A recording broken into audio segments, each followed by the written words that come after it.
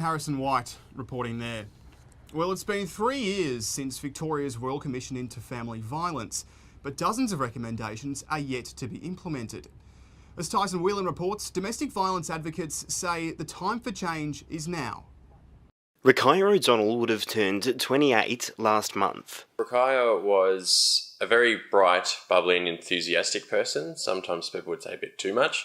But in 2013, her life was tragically cut short at the hands of her abusive partner, Nelson Lai. He apparently tipped all the bullets out of the gun, closed the barrel, started waving the gun around. The gun went off. He didn't think there was any bullets in there, but there was, and the bullet went straight through her temple, apparently instantly killing her on the spot. Rakaya's long-term abuse was one of many instances across Victoria which led to the 2015 Royal Commission into Family Violence. The Commission recommended changes to sentencing, overhauling the intervention regime and altering the court process for victims. But Victoria's Women's Legal Service, among other organisations, say that the 107 unlegislated recommendations and the current administration of services is simply not meeting the mark. I, for one, am not satisfied that the governance and evaluation processes in relation to the implementation of the Royal Commission findings are adequate.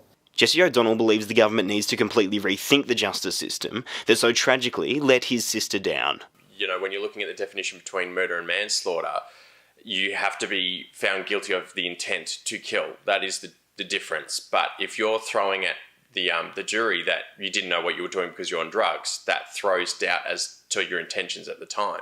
Over $2 billion has been allocated by the state government since the Royal Commission, yet experts say the time has come for a long-term vision to stop family violence. They believe that it's a done deal because they've put so much money in that the problem's just going to be sorted, and I'm afraid that's not necessarily what's going to happen unless, you know, they really keep their eyes on the ball and they really keep working together to make sure that, you know, the complexity of the issues are understood and acted on. There's definitely a lot more that could be done, and I think at this stage it's just all words, unfortunately. At the Supreme Court in Melbourne, Tyson Whelan, NewsLine.